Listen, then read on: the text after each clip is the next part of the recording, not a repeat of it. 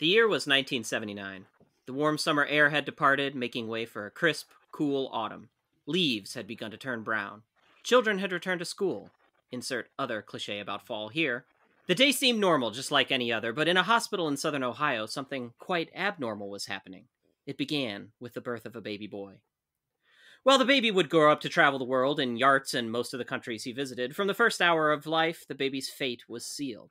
Still coated in vernix, the newborn took one look at his mother's breast and gave it a talk to the hand sign instead, reaching for an orange package with a yellow logo that a nearby labor and delivery nurse was holding.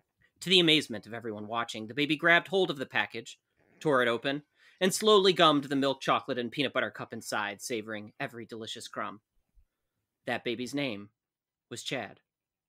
But the miracle wasn't over. Indeed, later that night, his mother took off his diaper and saw the baby poop was in a strange shape, that of a wishbone. 5 minutes later, another dirty diaper, this time in the shape of a donut.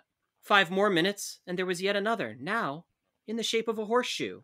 This continued for 8 more diapers, each a different shape than the last. Wishbone, donut, horseshoe. A realization struck Chad's parents. That was not a wishbone, but the letter Y. The donut was an O. The horseshoe, a U. The 11 diapers, when laid side by side, spelled out this simple message. You tried it!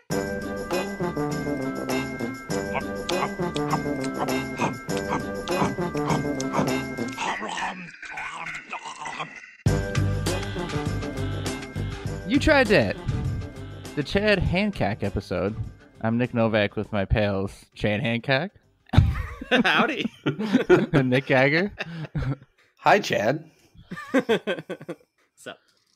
So how much of that story was true? Is that every word? Wait, you just put up your hand and said, "No titty, please." You were just not into it? And I said, I wish this titty was a Reese's cup.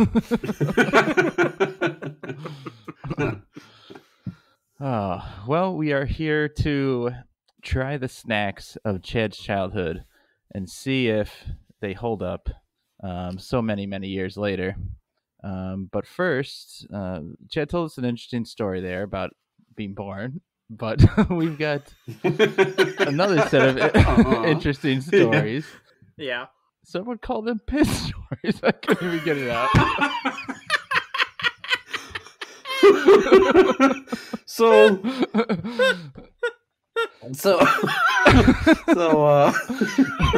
before we started recording, we said what kind of intro, what can we talk about in the introduction, and no one had anything good. And Chad looked at his yellow pad, which he apparently uses to write down notes of what we might talk about in future episodes, and said he just had the words piss stories, plural, written on there. And then I said, this is not a good topic, but... He insisted we do not talk about them, but yeah, but that very insistence meant that we were going to talk about them. I don't know if he's ever met us before, but it was pretty clear what we were going to be talking about almost instantly. All right, so hit us with your best piss story. Well, I had two that happened, and the only reason I thought of it and grouped them together was because they happened within the span of, like, I think 24 hours. Like, it was across 2 days. So the first one was I was walking my dog, saw another guy walking his dog. A lot of people now, when they walk their dogs, on their phone, dog starts taking a piss, pisses all over this guy's shoe, and he didn't even notice. He was like so engrossed in his phone that he just didn't even see the dog just super soakering his shoe. And my reaction was to just bust out laughing. Was that the wrong reaction? Should I have because I kind of saw it coming. The guy was like across the street, but I probably could have yelled, "Hey," or something. Instead I just laughed. Hold on. You were across the street and could predict that this dog was going to pee. How intently were you watching this relationship between dog and man? I mean, the dogs they'll line it up, right? Like they'll raise their leg and kind of take a minute. And the guy was just standing there. It was pretty clear what was going to happen. I see. You're 100% not responsible for a person who is across the street from you getting peed on by a dog, I think. There's no responsibility for you whatsoever to scream across the street and stop that from happening. Hey! It was very funny. Well, was it? Undeniable. That's debatable. Really, again, this is the visuals of the podcast. So Chad just picks up his pad, clearly moving on, and goes, "Well, that was very funny." And then continues to read the next piss story off of his sheet. I mean, at the time, it was really funny. Well, I'm glad there was a plural. I'm glad stories was plural because it was a little let down by the first one. So prepared to be even more let down. The second one is just there's this guy at my work who is also like always on his phone in the bathroom, right? And like I've seen him multiple times standing at the urinal next to me, and he has his phone out and he's like texting one-handed, like while he's pissing. But this one time, this was the first time I've seen him text two-handed. Like he was texting one-handed, and then that was like apparently not enough for like how ferocious of a message he needed to send. So he like pulled his other hand up while pissing, and just started like double finger texting, and presumably like, I don't know, his piss was like flying everywhere. Who knows what was going on down there? You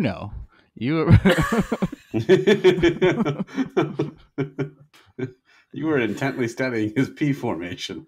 So is that better or worse than the first story? Were you more let down or not?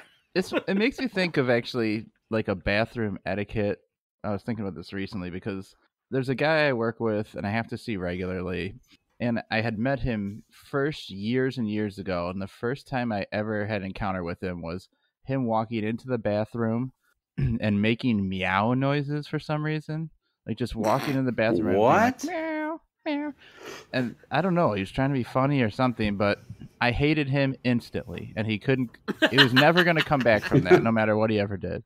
So right. I really hate people like that's extreme, but I don't even like when people go around whistling. Like there's a guy who goes around whistling all the time and he walks into the bathroom constantly whistling about things. So to me, it's like go into the bathroom, keep your mouth shut, like keep your head down, get in, get out. You don't think it's like a whistle while you work situation and he considers like he's in there doing his work? Yeah, well, he whistles while he works because he whistles all around the building, everywhere he goes. Oh, it's not just, he doesn't just whistle in the bathroom. It's not just the bathroom. Like, I wish he wouldn't whistle anywhere because it's obnoxious, but he does whistle also in the bathroom. It's like, it's too much. So, do you guys find that, like, people, how do you feel about bathroom etiquette? Have you seen it crossed where people maybe try to talk to you too much or something like that? I don't like when people talk to me at all. And there actually have like at my work, they have some posted bathroom etiquette kind of signs. Like they actually had to post a sign on the exit to all the bathrooms that says like, don't forget to flush. I'm like, who are these fucking animals that I work with? And then there was also this guy on my floor. You're allowed to bring dogs into my office. And he always had his little dog like following him around. But you're not supposed to bring dogs into the bathroom, obviously. And I definitely walked into the bathroom one time and he came out of a stall and his dog was following him. So he was like dropping deuce with his dog right there. That seems poor etiquette. There's a couple weird things. I don't like it when people talk to me. I like a head nod as you come in or out, or if someone sees you like, hey, what's up? Like, that's fine. Or like, hey, dude, nice piss or something. Like, we're just giving a quick compliment. Mm-hmm. But when it's like, I remember I was sitting in a stall and this guy that used to work at my company, he was pretty high up. Like I had a question for him about a supplier contract or something like that. And he saw me go into the stall and he went in to like use the urinal right next to the stall. And he's like, hey, so about that contract. And I just said, hey, so-and-so, can we just, wait till I'm out of the bathroom? Like, before we talk about this contract, can I pull my fucking pants up and stop shitting? Is that cool with you? Fucking weirdo. Do we have to close this deal while my dick is in my hand? Yeah. We'll close this deal like we started this deal with me with my pants off. No, and one time I was starting a new job, my first day, and I had to go to the bathroom real bad. It was like a small bathroom, and I took a really gnarly shit in there. Like I just didn't. I think I was nervous because of the job, and I had to like let everyone know what's up. Like, this is how it's going to be. So I went in there and just took a disgusting This is dump. what it's like working with me. And as I'm doing the dump, this guy who's like super weird and uncomfortable comes in and he goes, "Ooh, someone's making it stinky in here." And I'm like, I don't even fucking know you. Why would you talk? And like, A, you probably didn't know it was me yet because he just saw the feet. But B, like, who does that? Who just walks in and comments on what's happening in the bathroom? That's just fucking weird. So I took a shit in that guy's desk the next day to show him what's up. That was a lot about showing people what was up at this job. So you guys don't like when people talk to you in the bathroom, but are you okay if I text you in the bathroom? Because that 2-finger texting guy was me. And I was texting both of you about this podcast. They had to send an email out at my work recently asking people to like respect the janitorial staff and not defile the bathroom. And I was like, what? And I was like, first of all, I had that week off, so it wasn't me. That's apparently you. You're the guy who's going to show him what's up. I just show my displeasure by showing them what's up. No, so I asked... Oh, they haven't even seen defiling yet. Just you wait. They made me... They wanted me to file some papers. I said, oh, I'll do defiling. And I went and just took a giant shit in there. But the office manager walked... I was talking to him like, okay, you got to tell me. Like, I'm like, what was up with that email? Like, what happened? And he said that apparently it was clearly on purpose. We have like, so you walk straight into the bathroom, you're facing the handicap stall, which is across from the door. And we don't really have any handicap you working there, so everyone uses it. It's not a big deal. But apparently you could tell like there was a line of piss from the toilet out, like a straight line along the wall out into the middle of the room, as though someone was seeing how far they could piss. I was like, what the fuck is wrong with people? You're like, what? This guy's... I'm the one supposed to be showing him what's up. This guy. I could double this distance. Just watch. I went in, I was like, what the fuck is wrong with his distance? That's a poor showing. That's what I said. Is it possible that they were just like, that they were just testing out how well the bidet shoots and it wasn't actually urine? The bidet? I'm sorry, we don't work French laundry or the fuck did like the bidet. It's a utilitarian toilet, my friend. We're supposed to be trying to increase listenership, and why did we just spend 15 minutes talking about toilets? I told you not to bring it up. This is not my fault. You wrote piss stories. We had no intro stories, and Chad had a big hot lead on some piss stories. I mean, just because I write a lot of stuff down. I also wrote down election recap, but we're not talking about the election. I saw a bunch of lines written on your paper. I could see it from over Skype. A bunch of they were within the lines, 6 or 7 ideas, and then really big, like taking over like at least 4 or 5 lines in big letters was piss stories with 4 exclamation points and was underlined like 7 times. Yeah.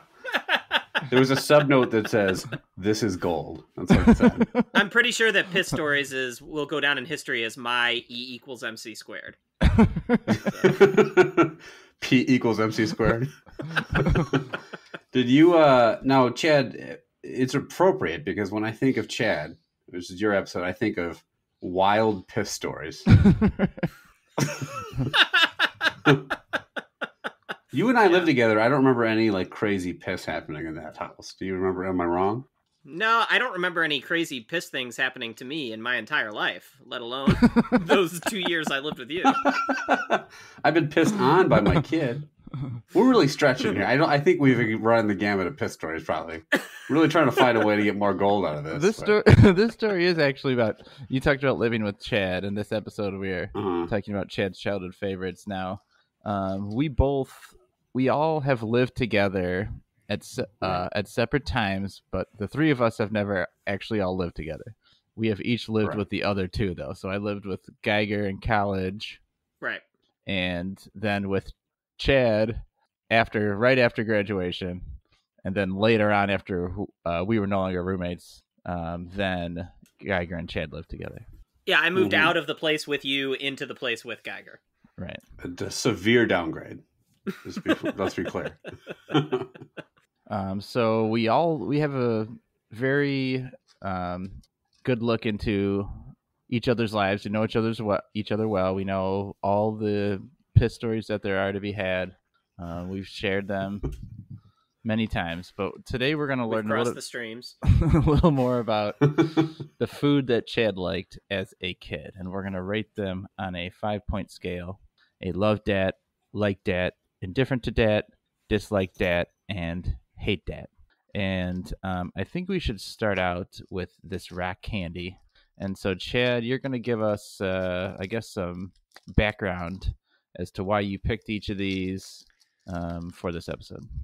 So I tried to pick things that was not, like obviously I ate a lot of Reese's as a kid. I ate a lot of, M&Ms and all those kinds of things. But I wanted to try to pick things that I, in general, had not had in a really long time and remembered really, really liking as a kid.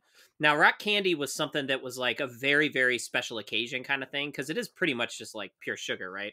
I remember really, really liking it and actually like making our own at one point.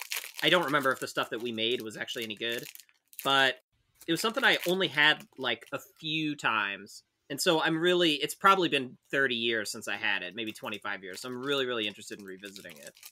Now, they had a lot of different flavors on Amazon, where I ordered these from, which I didn't really remember having lots of different flavors. So I just got sort of like the plain one. It's a big, long white stick with like white crystals off of it, like a popsicle stick kind of thing. This is essentially odorless at all. Like, it doesn't smell like anything. Have you guys had it before? I think I've had it, but with some kind of a flavored variety. I don't remember seeing this just straight up white. What is it listed as? Just rock candy? Does it say like plain or something like that? Yeah, it just said plain. They had like various berry, strawberry, etc. kind of flavors. It's kind of tricky to eat. Yeah, you kind of just suck on it until it becomes soft enough that you can like bite off one of the crystals. Because like most suckers, you can just stick in your mouth and hold it. I don't taste anything. I feel like it's because it's plain. I feel like I'm like sucking on like an actual bunch of rocks taped together. Like they don't. I guess it's a little bit sweet because it's sugary, but there's literally no flavor whatsoever, good or bad. You only get the flavor when you actually bite off. So I just bit off the crystal at the very top and then chewed that, and then I got some actual flavor. But it was kind of just like biting into like a sugar cube or whatever. It's a nice stick.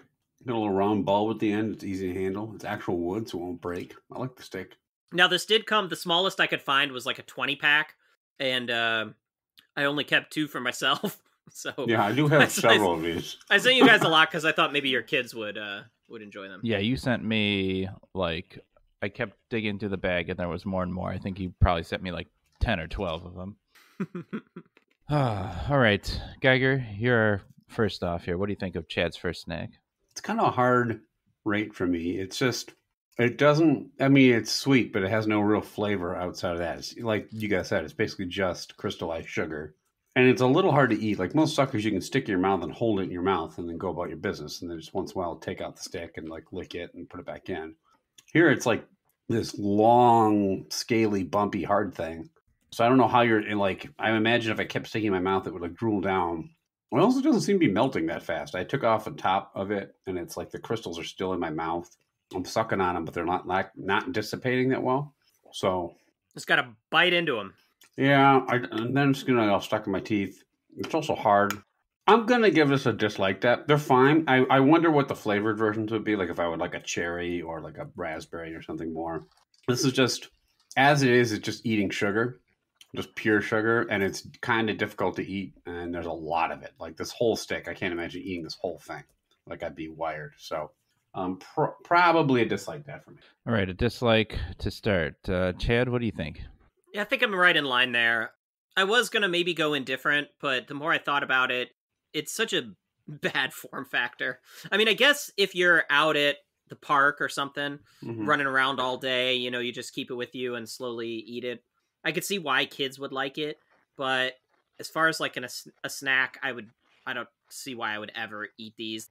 So yeah, I'm just going to barely slide it down into dislike that. And I actually don't think the flavored ones would be any better. I think they'd probably be like too artificial tasting. All right, that's 2 dislikes, and we have an unwelcome visitor at the door. Um, just like the unwelcome visitors, while you're standing at the urinal, come in whistling, trying to talk to you. This rat candy, you guys, we're very closely aligned. Everything you said is exactly what I was thinking. That I wanted to go indifferent, but I have to make it a dislike. It's a little unwieldy to eat. It's not like fun to eat. Like some candies, like a fun dip or something, at least is novel. And so I bit off a big piece just to try to chew some, and I got like a ton of it in my mouth, and then it was very hard to crunch down on in sort of an unpleasant way because it hadn't been softened quite enough. So I'm going to give it a dislike. That's 3 dislikes, an unwelcome visitor for the rack candy. We've got another. Let's skip the other sugary rack one for now, and let's go to the cookies. So these are the Snackwell's Devil's Food Cake cookies. So Chad, give us the background here. This one I'm very intrigued to try. So these were like my cookies of choice from a very early age. Like before I really got into Oreos or like Chips Ahoy or anything like that, we got these Devil's Food cookie cakes a lot. Everybody in my family really liked them, and we used to just house the shit out of these. But when I'm researching this, I was like, oh, I'm going to go buy some. And you guys can see this because I sent you the box, but in the top left corner, it says new and improved recipe, 40% less fat. So I looked into it, and I think earlier this year or maybe late last year, they actually changed the recipe. So it used to be a chocolate cookie with a thin coating of marshmallow going all the way around it, and then a layer of chocolate all the way around that. But now it's more like a tag-along kind of thing. It's like a layer of chocolate, then a layer of marshmallow, a fat layer of marshmallow on top of that, and then the chocolate. And I was reading all these Amazon reviews where they just like completely just are tearing it apart. They're like, oh, the new flavor's awful. Like the chocolate's worse. It's too much marshmallow. So then I was like, okay, we have to try these again because I used to love them. And so it's going to be interesting to see what they've done to these. Okay. I've always been particularly sensitive to recipe changes of food. Just recently, they changed the honeycomb recipe. It became terrible, the honeycomb cereal, and then they changed it back after about a year or two. And I don't know if you guys even more recently have changed the Butterfinger recipe. Yeah. The Butterfingers taste really different really? now, and they're significantly worse. So I've always been sensitive. I wonder why they did that. I mean, that's like a popular bar, right? And I used to love Butterfingers. I haven't had the new recipe, but I've heard they're not good. I used to actually have these all the time as kids too, Chad. My mom got big into Snackwell for a while because they're healthier, quote unquote. And a lot of the Snackwell cookies sucked, like the shortbread, and the cream was like really thick and hard. I hated it. But these were really good. I used to look forward to these. But you're right. They used to be just round circles, kind of like bulging ovals almost from the side. These are much different. These accentuate the cookie, I feel like, more than the others did. And you get like so much more marshmallow in each bite. Yeah. It's like kind of a too spongy of a texture because of the marshmallow. Yeah. I feel like the cookie's drier than it used to be. I remember it not being this dry. Way drier. It's very dry. The old ones used to be a lot, like the whole thing was real soft. It was like an actual Devil's Food cake consistency. These are really dry. Yeah, they're dry, and like you said, they're kind of spongy. I never had the old one, so I don't know what to compare it to. Well, you missed out. One way to soften these up might be to put them down in the urinal and piss on them a little bit, and then drink, then eat them, and then we'd have a piss story to tell next week. You missed out on these cookies like that defiler missed out on aiming into the urinal. You missed out on these cookies like I pissed out on these cookies. There you go. All right, Chad, you're starting us off. What do you think? We keep going to the piss. I've been literally thinking of anything else we can talk about but the piss story. Don't worry, we'll get to the segment soon. Then we can power through, Novak. Power through. Stay the course. Look, these are bad. They really should not have changed these recipes at all. Like we said, it's so much more dry. The marshmallow is like distracting. I actually ate an entire cookie just to try to give it a fair shake, but I sort of wish I had not. I think these are horrible. They really, really, really fucked these up, and it's super disappointing. If I hadn't had them as a kid, I don't know if I would give them a hate dat, but I am going to give them a hate dat just because they messed with something that was so, so good. It might have just been a very strong dislike dat otherwise, but these are definitely getting a hate dat from me. Wow. Strong start with the hate. About halfway through the first cookie, I didn't think it was so bad. But then when I finished it, I actually reached for a second one, took a bite, and then decided that was it. The cookie, the problem, the marshmallow isn't the problem. I think the marshmallow adds to it, but the cookie's so dry. That's the biggest issue for me. It really is unpleasantly dry. Now, there's a much better version of cookie and marshmallow than we've done it on the show before. It's called the pinwheel. It's 1,000 times superior to this. Absolutely. It's nowhere near a hate. It is still just chocolate and marshmallow. It tastes okay to me. The dryness of the cookie, though, is keeping me from actually being able to like it. I'm going to give it kind of a low-level indifferent. So we've got a hate and an indifferent. Geiger, where do you fall? Yeah, part of it to me is knowing what they used to taste like bums me out a little bit. I think I'm giving it a worse grading in my head because I'm grading it against its former self. I agree. More marshmallow isn't the problem. I would be fine if you took the old Snackwell and added some more marshmallow to it. It'd probably be fine. It's just the cookie is so dry. The cookie doesn't even taste that bad. It's just dry, and it's just like an unpleasant consistency. I'm going to give it a dislike that. I don't like it. I wish they had not messed with it. And it makes sense, I suppose, right? You said it's like 4 grams less fat per cookie or something. It's probably just whatever butter or shortening they used to have in there isn't there anymore. Now it's dry. But I'm not eating this for health. If I wanted to be healthy, I'd eat a carrot for dessert, but I'm not. Right. I'm eating cookies. So just like that. All right. So one of each of the 3 lowest ratings of the scale, and we've showed Snackwells what's up. So hopefully they know. Sure did. In a much healthier way than I used to. Now I have to drive to the Snackwell's factory and take a big, nasty shit in their toilet. That'll show them. It'll be a nice devil's food cookie cake shape. Yeah. But we have a tie right now, oddly, between these two. So the final snack will have kind of a easy road to hoe, but we'll see how it does. But it's segment time. All right, so the listeners get to know us a lot here on the podcast, but do they really know us? And how well do you guys really know me? So what I decided would be a good idea here, since we were revisiting some of my childhood snacks, was to do an actual Chad quiz here. I've got 7 questions for you, and we'll see how well you guys really know me. Now, this is not stuff that we have covered on the podcast. Is this stuff we've covered in our friendship? Maybe. Okay. Am I just going to look like an asshole if I get all 7 wrong?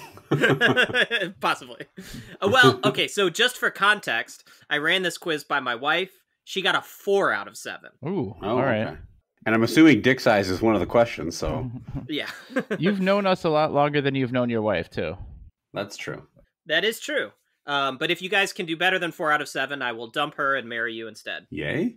I've, wait, Chad and I have known each other for must be like 22, 23 years. 22 or 23 years, I think. Yeah. And then Geiger has known you for a few years less than that, right? A few less than that. Yeah, I didn't go to high school with you guys. That's about it.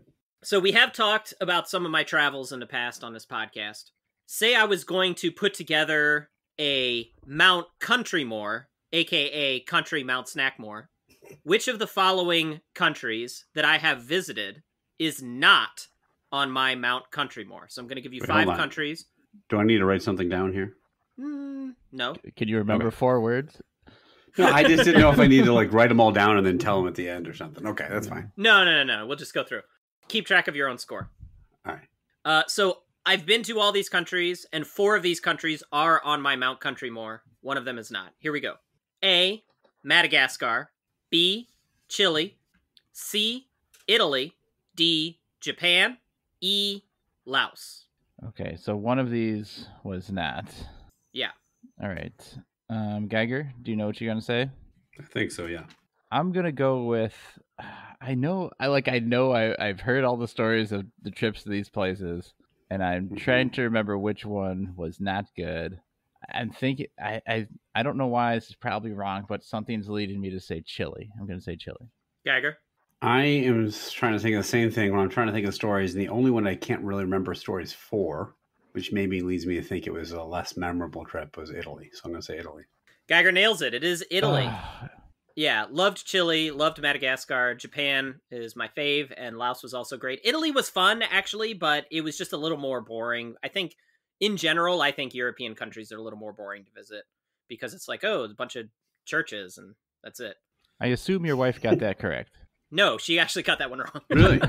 Yeah, she guessed Laos. But she's like, oh, you love Italian food. And I'm like, yeah, the food was amazing there. But we had like a really, really good time in Laos. Luang Prabang is outstanding. Yep, everyone knows that. Yep.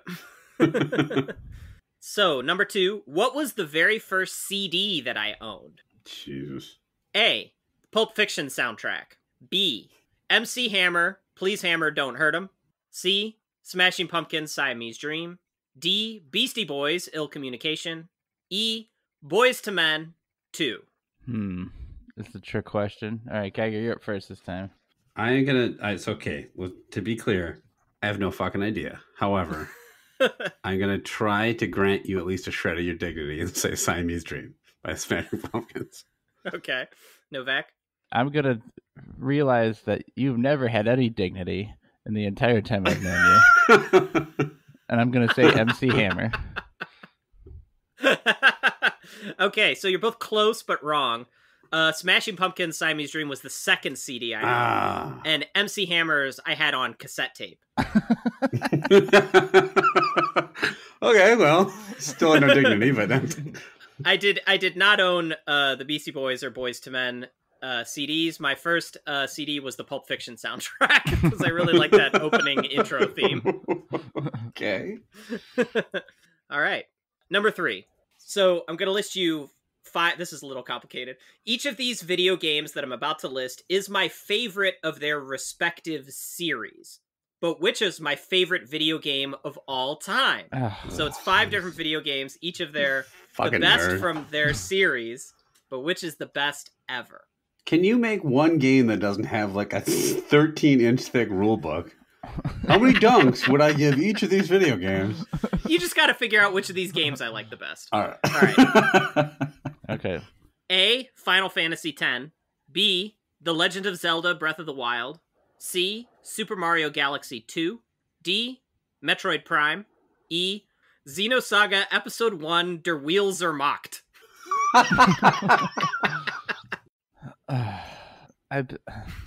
This is an impossible question because I know that you like most of these games. I love all those games. Okay. Now that I'm answering what the right answer is, I know we've talked about this before. It's probably incorrect on some fucking technicality. You're going to tell me of why it's not correct. But I'm going to say Breath of the Wild. Breath of the Wild is the best game ever made. And I'm interested for you to tell me why I'm wrong. So, Gregor, what do you think? I know you like all those games. Yeah. I will say, is Final Fantasy X the one with Titus and all that? Yeah. I love that game. And I have not played any others, but this is not my quiz, so I guess that doesn't matter. You talked a lot about Xenogears when I lived with you, and I even bought one game because you said how good it was, and I never touched it. So I am going to say Xenogears, the Wheel of Mr. Mocked or whatever the fuck you talked about. I did play through the Xenosaga series while I was Xenosaga, sorry. Yeah, and I really loved them. But I actually thought you might get this right, Geiger, but you did not. The correct answer is Metroid Prime. That is my favorite game ever. I love that game so much. I know you played that a ton at our house, too. Oh. Darn it. All right. The game's so good. Breath of the Wild would be number 2. So what's the score? Is it 1-0? 1-0, right? 1-0. All right. Moving on. All I need is 2 more questions in your mind. All right. Number 4. As a child, which of the following shows did I often watch with my mom? Specifically watch this show with my mom. A, Golden Girls. B, Roseanne. C, Cheers. D, Fresh Prince of Bel-Air. E, Designing Women. Designing Women. That was instant. I'll say Golden Girls. Novak, you got it. How did you know that? I don't know how I knew that. But for some reason, I almost said it before you even read them. I don't know why I knew that, though. Because I'm just such a big Annie Potts fan, I guess. Good old Julia Sugarbaker. Any of my Designing Women heads out there? Lord, move on. Anyway, so piss story. You got any more? By the time the Designing Women all took a group This piss. is the Designing Women, the pod. All right, number 5. So I was a big theater nerd when I was, in junior high and high school. So which of the following plays was I not in? So there's 5. I was in 4 of them. I know 2 you were in. I saw you in 2 of them. Yes, you might know this. A, The Sound of Music, where I played Nazi number 2. B, Peter Pan, where I played John. C, West Side Story, where I played Officer Krupke. D, Free to Be You and Me, where I played Kid on a Park Bench. Or E, Bye Bye Birdie, where I played Kim's father, Harry. So wait, I have to name one of these that you were not in? Yes. Shit. I'm fucked here. I did not go to high school with you. Honestly, I saw you in 2 plays, and one of them you didn't even list. Oh, Yep. okay. All right, real quickly. Bye Bye Birdie, West Side Story. Peter Pan, Sound of Music, Free to Be You and Me. I don't even heard of that last one. Fuck. I'll go Sound of Music. I don't know. I'm just guessing out of the hat. Novak? I was also going to say Sound of Music because I don't know why, but I'm going to go with the same answer. I was in Sound of Music, and I did play Nazi number 2. The one I was not in West Side Story. I also saw you. I saw you in Bye Bye Birdie, Mm-hmm. and I saw you were like at the very tail end of Arsenic and Old Lace. Yes. Yeah. You played the Old Lace, right? I was also in Odd Couple, but I didn't play either of the 2 main people.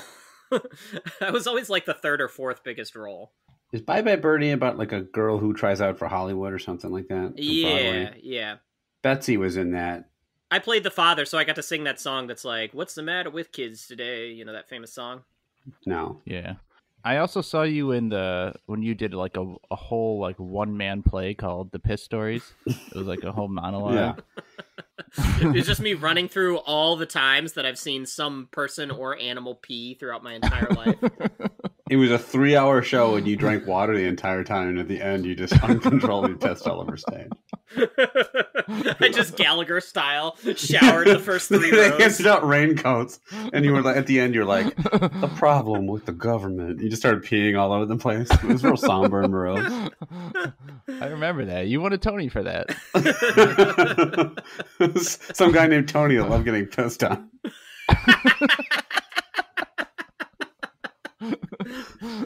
All right. Number 6.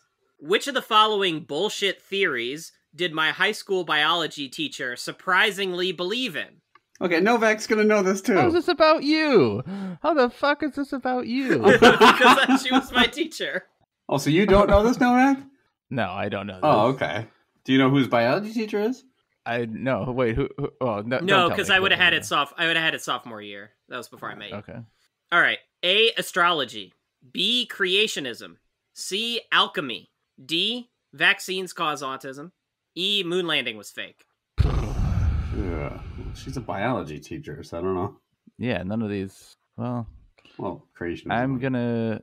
Yeah, but if you're a biology teacher, I don't know. I'm trying to think of what would actually come up in biology class, right, if it has any relation to it. That's a good strategy to think of. One through them real quick again. Astrology, creationism, alchemy, vaccines cause autism, moon landing was fake. All right, I'm going with vaccines because it seems most closely aligned to biology. Geiger. I will say astrology because it seems more likely to come up in a class. It's not like controversial. The vaccines was a good guess, but I think the fake study didn't come out until after we were already like a little later, right? Like that. Yeah. Uh-huh. The correct answer is creationism, and she brought that up while she was teaching us about evolution, and then proceeded to present her alternate story, including the famous quote where she said she thought that in remote parts of the earth there was probably still dinosaurs, and dinosaurs were more prevalent during medieval times, which is where all the myths about dragons came from. And well, I mean, we weren't live then. We don't know. But this is a hot take for a science teacher. I know. It's odd to teach in a high school science class. I was like, you should be fired. All right, number 7. All right, winner take all. Yep. Oh, yeah. As a child, my brother and I spent hundreds of hours playing with G.I. Joes. Which of the following catchphrases did we always have our favorite characters say after some, like, momentous event? I know what I think. A. Sack up. B. D's nuts. C. I'm hungry for a murder sandwich. D. Cobra? More like, no, bruh. E. Plastique. One of my favorites. Oh, I know this. I know this too. It's E. It is E, yes. I remember you saying that once you said it, I remembered it. I was also hoping that it wasn't one of some of those other ones. I was really hoping you were turning into and go like more like no, bruh. It does sound something The like two a I got- 10-year-old would think. I could have named that one before you started too. I don't know why, for some reason, that stuck with me when you told me that story before in the past. We would always say that after like one of like the main character triggered like a big explosion. They're walking away from the explosion with like their back to it, you know. They're just like Plastique, one of my favorites. I'm also picturing some G.I. Joe game between two little kids, and one of them shoots the other one in the face, and he goes "sack up" and then walks away. That would be great. I thought you were hungry for a murder sandwich. Well, it's a 2-2 is the finish, so we both get to remain friends with Chad. The technicality of the tie. Is there a Chad breaker that you came up with? I didn't come up with one, no.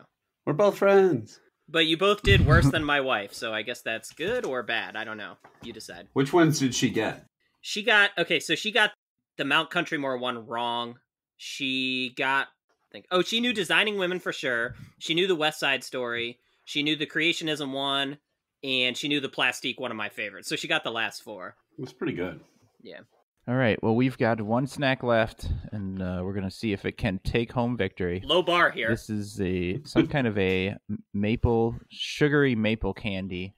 Now, we only have these in baggies. So, Chad, what are these things? Yeah, so this is Mount Mansfield Maple Products Organic Pure Vermont Maple Candy. So they come in like a big black box, like a sort of like a box of chocolates style box. And my parents used to take a lot of vacations to Vermont for, I don't know if it was fall foliage or something else when we were kids, and just dump us at grandma's. And we all recall your thoughts on said fall foliage. See all the weak trees? All those weak trees that were strong enough to hold on. They would just drive up and down Vermont just pointing at trees and laughing. Be like, you wusses. But the best part about them going on that trips, other than like we would go to grandma's, you know, for like a week and not have to deal with our parents, they would come back with these Vermont maple candies all the time. And my brother and I would just absolutely love to just, you know, dig into these things. So it's basically just pure maple sugar or maple syrup, like turned into like a little maple leaf shape and hardened. It's a very interesting consistency. Yeah. Yeah, because they kind of melt almost immediately in your mouth. Right. They don't taste as strongly of maple as like other maple candy. Or maybe they taste more like natural maple as opposed to other candy. It's just like fake. But once you bite it, tastes like you've just eaten a wet spoon of sugar. It's just... I think it has a pretty decent maple syrup flavor, but there's sort of like the little, like, you can feel the sugar granules in it. It is very sweet. My wife saw that you sent these and was ecstatic. She knew them and loved them. I feel like I've had something like this before. It's interesting that if it has a hard texture. If you push on it, it's hard, doesn't break immediately, and then once you bite it, it just immediately tastes very soft. I'm starting off. This is a difficult one to rate. I'm torn between an indifferent and a dislike. I think it's just I don't want to eat a second one, which is where I'm leaning towards dislike. It just tastes like a mouthful of sugar with a very slight maple tinge to it. It's way, way too much, way too sweet. I'm going to give it a dislike. I get it. I get like how someone could like it. It's like a kind of a novel thing. I don't generally like maple flavored things that much either, like a maple donut or something I would never pick. So sweet maple flavored things are not somewhere I would lean towards. So a dislike to start. You don't like maple syrup on your pancakes? I like maple syrup fine, but this is a far cry from maple syrup, for me at least. So dislike. Geiger, what do you think? Yeah, I'm with you. I like maple syrup fine. But pretty much confined to pancakes and waffles. I don't really like seek out maple flavored stuff otherwise. My grandmother made some like maple cookies that are decent, but even those are not my favorite. The taste of these is actually pretty good. I take back what I said. I thought at first it didn't really taste like syrup, but then when it like sits on your tongue for a little bit, it really does. I think for me, it's more just I'm with Novak on the consistency. It just the way it melts and it's so granular. If it was somehow like chewy or like just smooth or something, or you like a hard candy, I think I could get around it. But it just when I'm like kind of chewing it and it just feels like all grimy all over my teeth, and it's a weird consistency. And I don't love the flavor of maple so much that I go way out of my way to eat it, and it's just way too sweet. I had to only because I couldn't quite figure out if I like the taste of it that much. So I want to give it another shot. I think they taste fine. They're just way too sweet. So I would give it probably an indifferent. I don't think they taste terrible or anything like that, but I probably wouldn't seek it out again. All right, so here's where we're at. These candies need at least a dislike to win the episode here. That's all it needs. Is not a hate dat from Chad. A hate dat, it's guaranteed a tie already with this indifference. So, Chad, do you feel anything besides hatred for these things? Well, here's the thing. I was waiting for it. I knew there'd be a here's the thing. Give me a here's the thing. You guys said you don't really like maple flavored stuff. You don't seek it out too much. I actually really like maple flavored things. I love maple syrup on pancakes. I don't like pancake syrup. I like real maple syrup. Would you eat it straight though? Yes. I put maple syrup in my overnight oatmeal and then I will lick the spoon. Okay. And touche. You mentioned like maple. I love a maple bacon donut is outstanding. So maple stuff in general, I love. And these candies, no exception. I think these things are a home run. They're really good. I love the way they just dissolve in my mouth. They bring back like those memories of having them as a kid in a very, very good way, unlike the rock candy, which kind of just didn't really do that. So when it comes to this maple candy, I'm going to have to say maple candy, one of my favorites. I give them a love dat. Ooh, a emphatic victory for the maple candy. Man. And maybe deservedly so. The rock candy and the cookies are just a mass-produced product, not living up to, what they should be. The maple candy is at least kind of unique amongst these. So the maple candy takes home the victory. Now, Chad, we somehow got through pretty much entire episode dedicated to things that you liked without a single mention outside the intro of a Reese's cup. And I thought I'd switch it up for once. I have layers. All of those layers, you have 2 layers or 3 layers. The first layer is chocolate, the second layer is peanut butter, and the third layer is chocolate. Right. I was convinced of the Chad episode we would get the infamous Reese's cup into the contest here. All right. Well, I'll tell you what though. Here's a Reese's related topic. I was in Target the other day and looking at the Christmas section, and they had the Christmas candies out. I sent you guys pics of some of these things that I saw. They had like a 2-pound or 2 half-pound Reese's cup, like just gigantic things. But they also had what was a 4-pack of Reese's Christmas lights. And so I bought those, and they are exactly back in Easter, they released like a Reese's egg that was not the normal old style type of Reese's egg, more like a Cadbury egg shape. And these were exactly the same thing. Like they used the same mold and everything. Like it didn't have a light shape. It had lines on it like the painted Easter egg did. They just reused the exact same mold and then said they were Christmas lights. Now, they're still amazingly delicious, but like how fucking lazy is that, right? They took the Easter bunny and just started selling it as a reindeer. Yeah, they took the Easter bunny and just like took a Sharpie and drew beards on all of them and were like, Reese's Santas.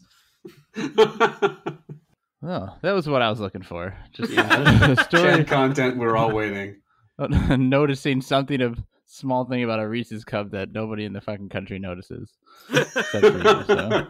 Oh, I just happened to see at the store. Cut to Chad 2 hours later leaving the store, having analyzed them in specific detail. Did you get any of them or no?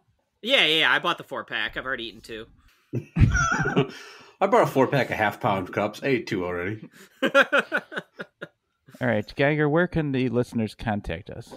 If you have any hilarious piss stories, send them to us at youtrieddat@gmail.com. You can send them on Twitter, #YouTriedThat. Facebook, we have a You Tried Dat group. We are on YouTube, SoundCloud, Instagram, Stitcher, all those good things. Tell us how often you piss, what color your piss is, if you've pissed any hilarious things on any hilarious people. Have you tried that? Let us know that. I'm kidding. Don't do that. No, but what they should do, it is winter. There's snow out. Everyone should go out and write "You Tried Dat" with their piss and send us a pic. You could do that, yeah. You tried that. You must have a giant bladder full of piss to write out however many letters it is. Yeah. Have your friends help you. You can bring out a couple friends. Big group activity. Yep. So we got to know Like before a council of 9 people.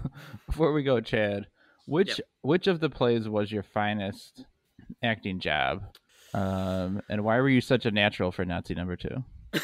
that one was the stupidest one because I was literally on the stage for all of 2 seconds, and I had to sit through all the rehearsals while everyone did the whole Sound of Music thing. And then I ran across the stage at the very end, and just yelled something like, "Where are they?" Something like that. That was it. It was Zig so Heil. right. Probably, the biggest one I had was when I was John in Peter Pan, which generally when kids do Peter Pan, a woman plays Peter Pan. Mm-hmm. And so John is besides Captain Hook, John is the biggest male role. So that was pretty good. But I remember between the times of tryouts and when this was in 8th grade. So between tryouts and when the show actually went, when we actually did the show, my voice dropped. And so I had this much more angelic voice during the tryouts for the songs that I was supposed to sing. And then when my voice changed, I completely lost all my singing ability. And so it just sounded awful. The songs I had to sing just did not come across well. Now, is it true that you were a method actor? And if so, is that why you briefly became a Nazi for about a couple months? Yeah, that is true. And I'm still a Nazi to this day. At least when it comes to pissing and texting. And it became the role of my life.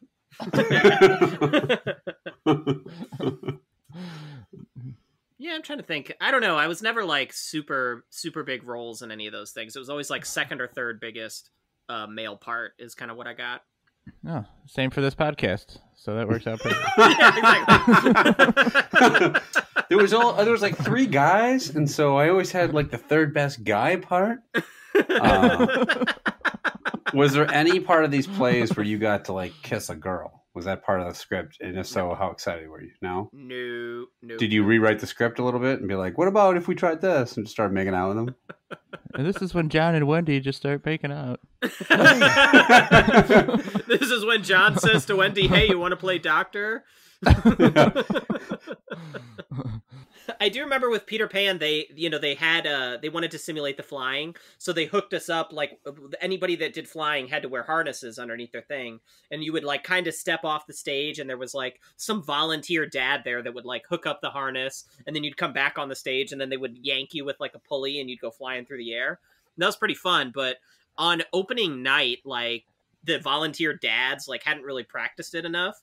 And so I remember something went wrong, and the girl who's playing Peter Pan, when she was singing the song about teaching the kids to fly, she was just wildly flying all over the stage, smashing into the walls and the set decorations and stuff. And then it was actually kind of scary at the time. As a little kid, you're oh, is she gonna be okay? And then she lands, and I remember her line right after she lands is she goes, "Want to try it?" And like the entire audience just busted out laughing. Like, fuck no. Did they have a team of dads to lift John? It took 5 dads and like just to lift each ass cheek. John is just like barely skidding along the stage. Flying is great. His knees are like scraping across the stage. They had to like do some. They had to do some line like, "Oh, sorry, Tinkerbell's out of dust, John. You're just gonna have to walk." They had to improv it. And then you could hear some dad in the back like, "Oh, fuck this kid! Fuck this kid! Fucking John!" Get all mad. I didn't work 10 hours at the factory just to come over here and lift this fat sack of shit. Quite a blue-collar worker with a son in theater. This fucking asshole in his fairy dust. I can't get his fat ass off the fucking ground. This dad also didn't know enough about theater that you weren't supposed to just loudly curse from backstage. Oh shit, this kid's big. Excuse me, sir. Can you keep it in? Then you start pissing all over the stage. He just pokes his head out from behind the curtain with like a huge goofy grin, and he's like, "That's right, this kid's a fat ass." And then like, that's one big bitch. As part of your method acting, did you also then create like a Neverland Ranch at your house for people to come over? I had the original Neverland Ranch. It was just but instead of like a full video arcade, people would come in and all the arcade machines were just Xenosaga Episode 1, Der Will Zermacht. The kids are like, "What? This isn't fun." Is it true that they almost went with your rewritten version of when Maria von Trapp tries to get with Nazi number 2? I tried to insert the line where she's like, "Well, you know, maybe not all their ideas are bad," and then she sidles my direction. she suddenly at the end comes around to the Nazi way of thinking. You know what? That's not so bad after all. How do you solve a problem like Maria? And you're just like banging her in front of your horrified She's parents. Like, let's fly off together, Nazi number 2. And the dad's like, "Oh shit!" She's holding her hand, and suddenly she's getting yanked back down to earth because she can't get up. Oh! The best part is you can hear the dad is giving the new script and the sign. What? I gotta let that fat fuck again. It's the same dad. No one else is flying in the play, but they just brought him in to try to lift me again. Nazi fucking number 2. Who's that kid? Oh, god damn it.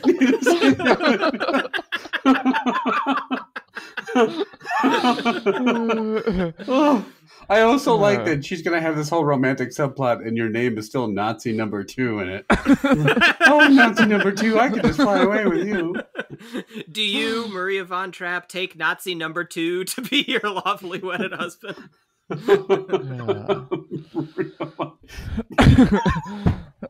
Okay. Let's end it there. That'll do it for this time. But we've got a very special Christmas episode coming up next time, now that we're deep into the holidays. And what better way to celebrate Christmas than with Whoppers? So we're gonna be eating a regular straight up Whopper versus the new Impossible Whopper. So join us for the Christmas themed Whopper episode. Merry Christmas to us. We get to eat this fucking shit burger. After eating 2 whole Whoppers, our spouses are going to try to help us fly by lifting us to the air on pulley systems. Yeah. My wife's just going to be like, "Just fly right out the window here." And just I jump out the window and like land on that dad. He's like, "Fuck! Oh, fuck. You! You left the factory for this?" This guy needs more time off. He's always just leaving the factory. All right. We'll be back next time. We'll be trying out 3 brand new snacks. Deuces. Yep.